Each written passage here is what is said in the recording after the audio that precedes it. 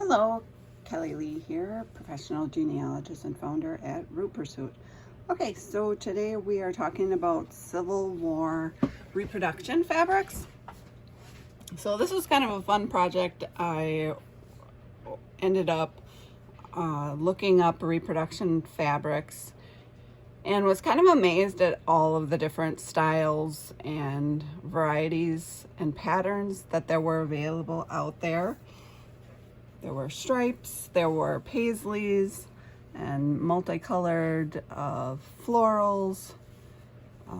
So all of these would have been fabrics that you might have seen in the Civil War. This obviously represents a very small variety. I was very impressed at the wide variety of colors.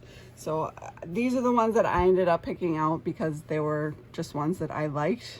I ended up going with quite a few grays, so that was just my personal preference.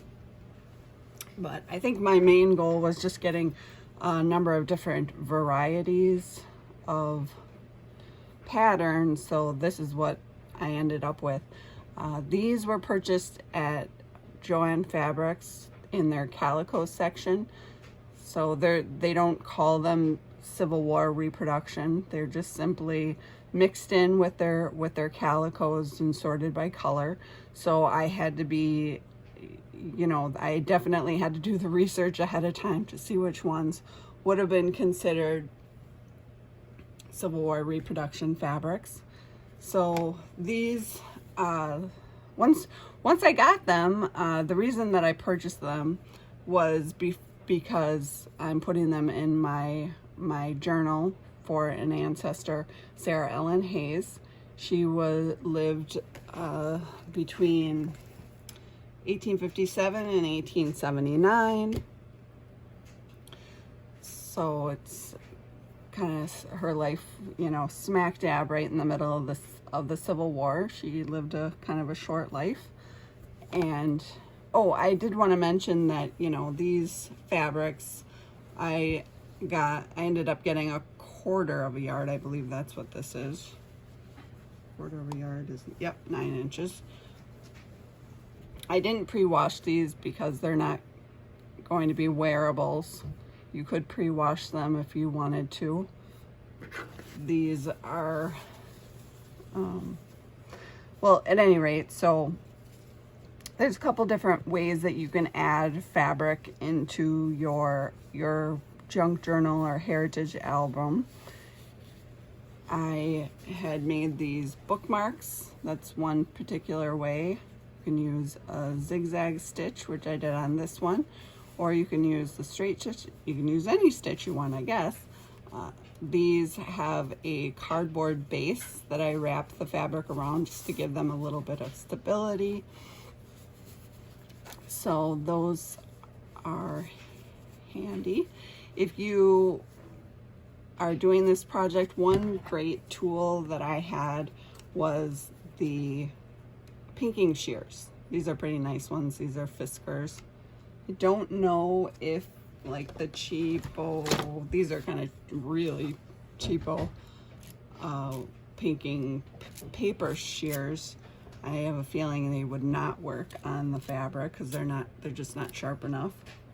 If you have some brand new, like higher quality paper pinking shears, before you cut it with paper, you might be able to cut it with the fabric, but generally this is gonna be, I just use these for fabric only because they need to be sharper and for fabric basically. And once you start using them on paper or plastics, then they get dull and aren't sharp enough to cut a fabric. So there's that. So these were quite easy. You could add a little put a hole punch in there. This is kind of my small hole punch. I should probably use the bigger one. See if it goes through fabric. Yep, it did leave some little scragglies, but it definitely went through. So you could add an eyelet. You could just put your ribbons, you can do lace, you can do these little ribbons. If they're too bright of colors, you can distress them with the inks. Just any kind of ink pad. Okay, so you can distress the ribbon, and you can also distress the fabric. So these I just left without the distressing ink, but I did use this brown distress ink on these bookmarks. So, and apparently that's where I save things. The just a little side tip, these are lines for paper, so they just, any kind of I think these are called acetate stamps, where they're just flat, they're not attached to any kind of a base, they just come on a sheet. So they can actually, they're removable, and they can attach right to the back. If they're the right size, they can attach right to the back of one of these stamp pads, and then you use that as your base. So this one just stays on here because I use it pretty frequently. So that works out pretty well, just a little trick. So today I thought it would be fun just to do one little project with the fabrics besides the stitched ones. If you have a sewing machine, you can do that project. You can add lace. I like the symmetrical laces, if you know what I mean, like this. I wouldn't use this kind because it just has the one edge, but the ones where they have the edge on both sides. I'm wondering if I have one here. Here we go. This one. This is what I'm talking about. So this lace is the same on both sides. Let me just open this up. And I'll show you. So,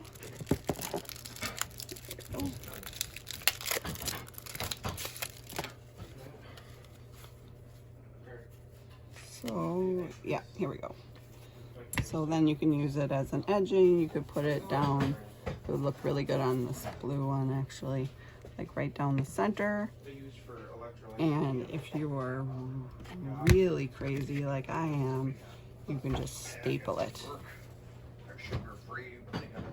So we'll just do this. And I'll trim this with my, what are the chances it'll cut this? Whew, we did it. All right, and I'll get my stapler. So I think it's important to remember that, you know, you don't necessarily need a sewing machine to use these fabrics and laces.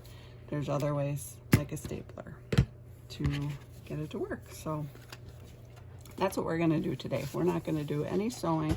We're just gonna take these and cut out just square shapes with our pinking shears.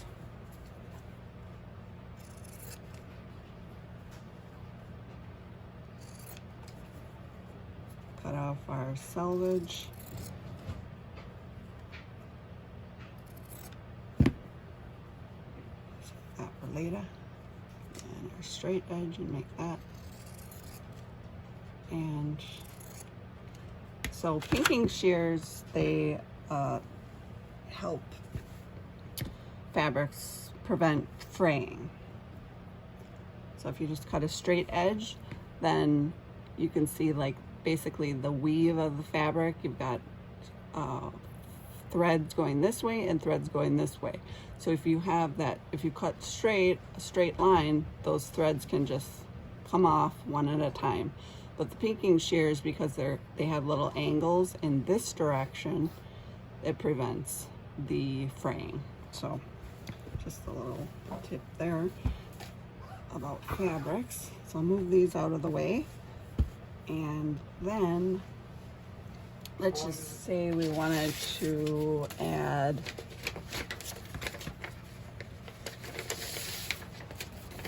a, of course I don't want to use my pinking shears. But let's say I wanted to take one of these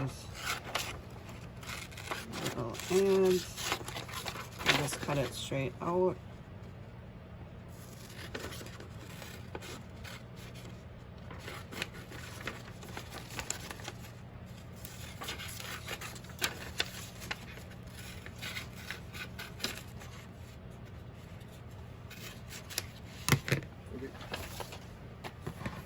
And then we could just simply, I mean, this is so simple.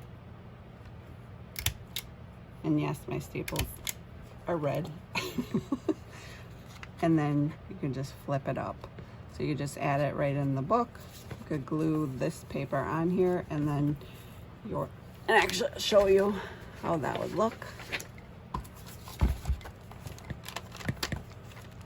So you just glue the root beer paper in there, and you can distress this on the edges as well, and then you can just, to see what's underneath, you just have a little flip up. So super simple little project. You could even make the fabric the same length as the ad, but I guess I'm in a little bit of a hurry today. So I didn't do that, but yeah. So hope you like this project, and you can find out more about my genealogy research techniques on root-pursuit.com. If you want to see more of these videos, I've been releasing them every 2 days, so feel free to subscribe to the channel, and I will talk to you later.